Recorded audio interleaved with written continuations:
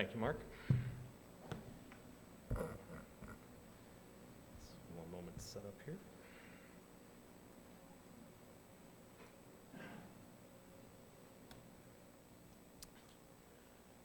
Brothers and sisters, I've got problems. People, I have issues.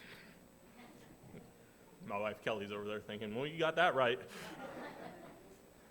Well, actually, you're probably all thinking the same thing. Well, who doesn't?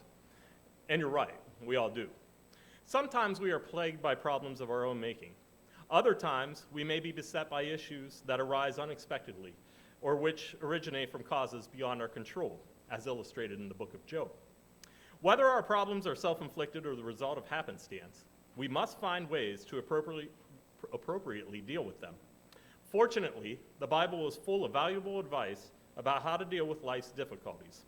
And one exemplary problem solver from the Old Testament the Christian should emulate is Nehemiah.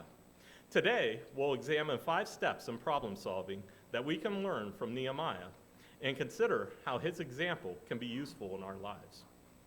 Step number 1, identify the problem. Naturally, the first step in solving a problem is to recognize it, and that is exactly what Nehemiah did when his brother came back from Jerusalem. Now, at this time, Nehemiah was still living among the Jewish exiles in Persia. For you will recall that King Nebuchadnezzar of Babylon had destroyed Judah and exiled its inhabitants to Babylon in 586 BC. Subsequently, the Babylonian Empire was conquered by King Cyrus of Persia in 539 BC. And Susa, which we will soon see mentioned in the verses we are about to read, became one of Persia's capital cities. Turn with me, if you will, to Nehemiah 1. We'll read verses 1 through 4. Nehemiah 1, verses 1 through 4. And we'll stay in Nehemiah today. We won't have many verses.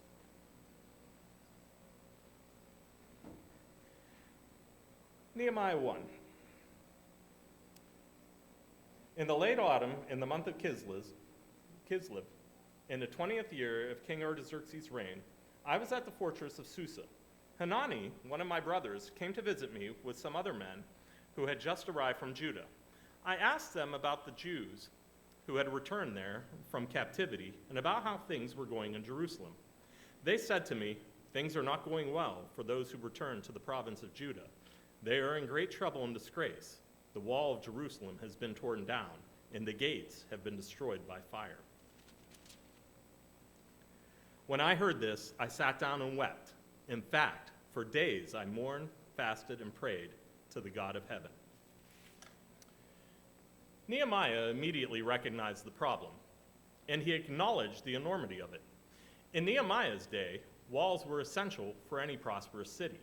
They offered protection against raids, and they also symbolized peace, strength, law, and order.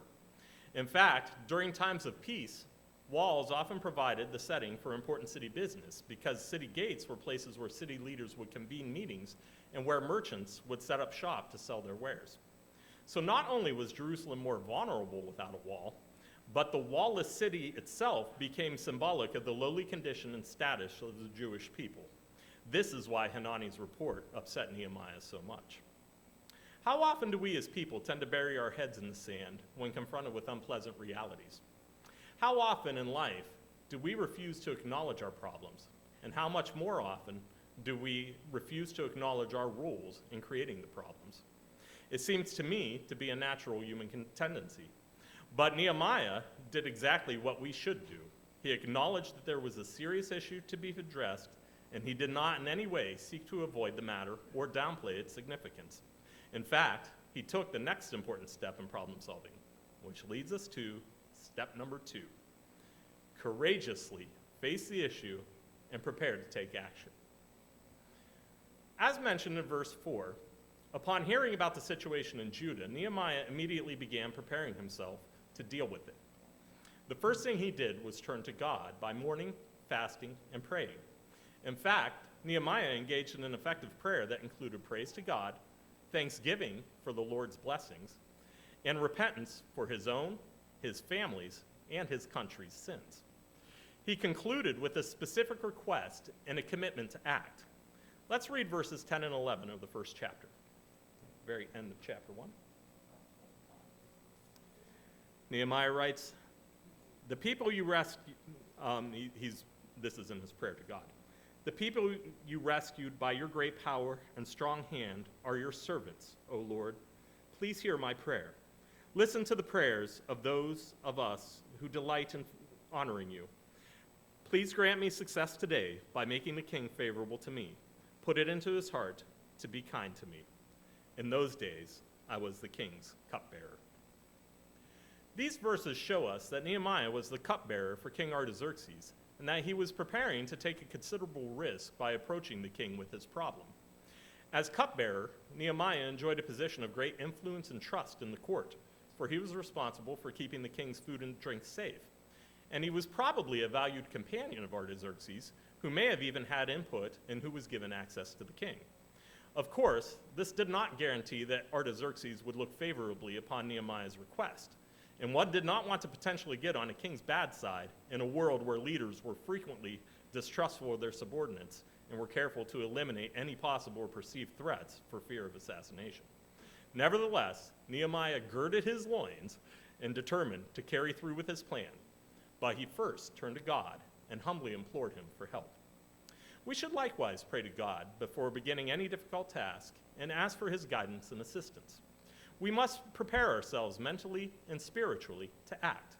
If there is some level of risk in the endeavor, we should also heed the advice of the most commonly repeated phrase in the Bible: do not be afraid.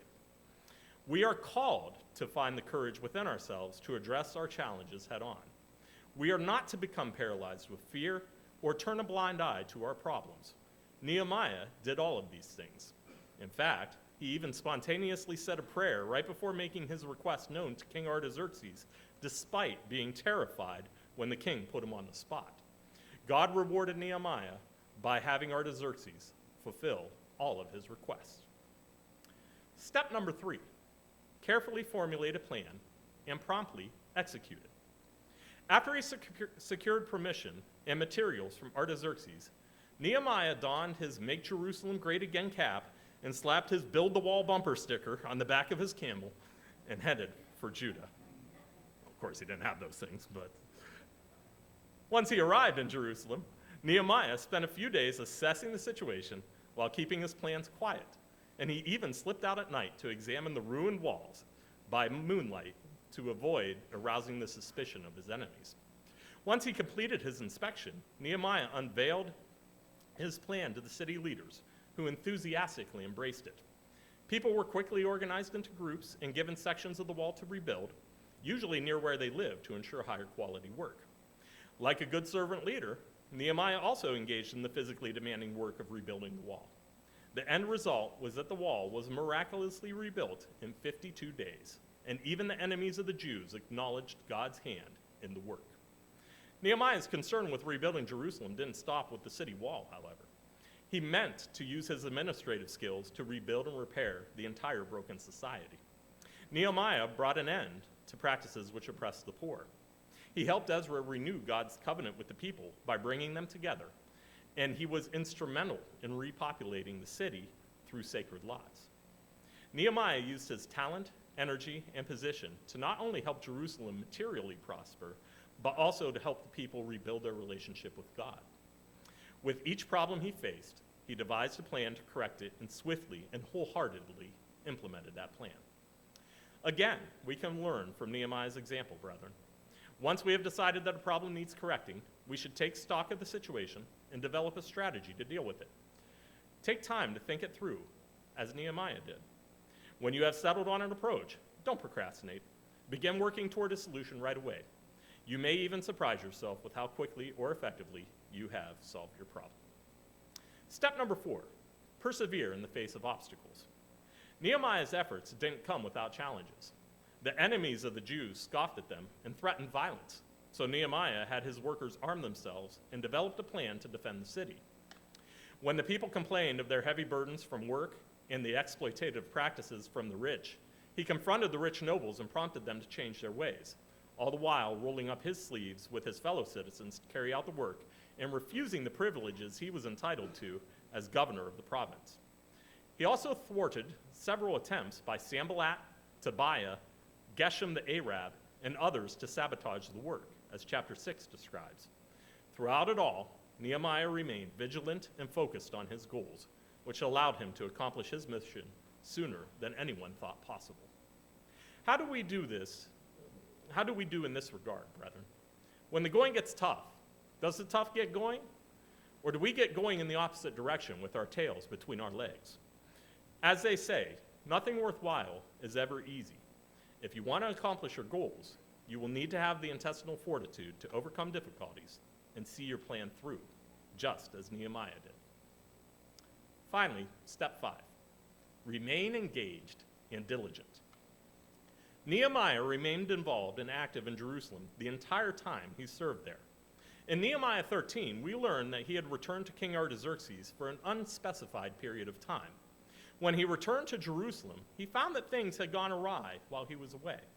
Nehemiah found his old nemesis, Tobiah, an Ammonite, an enemy of the Jews, living in a room in the courtyard of the temple because Eliashib the priest had married Tobiah's daughter. Now, Tobiah was one of the men who was trying to sabotage his work the whole time, so I can only imagine his face when he walked by and saw that. Well, what did Nehemiah do? Quickly threw him out. He also soon discovered that other men in Judah had once again started marrying foreign women, despite their pledges not to. So Nehemiah tells us in verse 25 that he actually beat some of them and pulled out their hair and made them swear to God that they wouldn't let their children intermarry with pagans. He was a man of action, Nehemiah. He ends his book with these words: "So I purged out everything foreign and assigned tasks to the priests and Levites, making certain that each knew his work. I also made sure that the supply of wood for the altar and the first portions of the harvest were brought at the proper times. Remember this in my favor, oh my God." Nehemiah vigorously continued pushing the people of Judah in the right direction. He understood that the painstaking progress they made could be quickly lost if they became lackadaisical and indifferent in their responsibilities to God. As Christians, we must be just as careful, for a lack of diligence may eventually cause us to stray from the straight and narrow. In a broader sense, progress made on anything can be easily lost if measures are not continually taken to protect the gains. Many people and nations throughout history have found this truth out, oftentimes only after it is too late. In conclusion, brethren, the lessons in problem solving and leadership that Nehemiah provides are very applicable to our lives today. Individuals, organizations, and entire societies alike should, 1, work to identify their problems, 2, boldly acknowledge them and prepare to address them, 3, develop strategies and plans to implement in a timely manner, 4, persist in the face of challenges, and 5, stay involved in protecting or building upon progress made. If we are willing to do so, perhaps we too can enjoy the type of success that Nehemiah experienced as a government official who helped bring his people back to respectability and a closer, more proper relationship with God.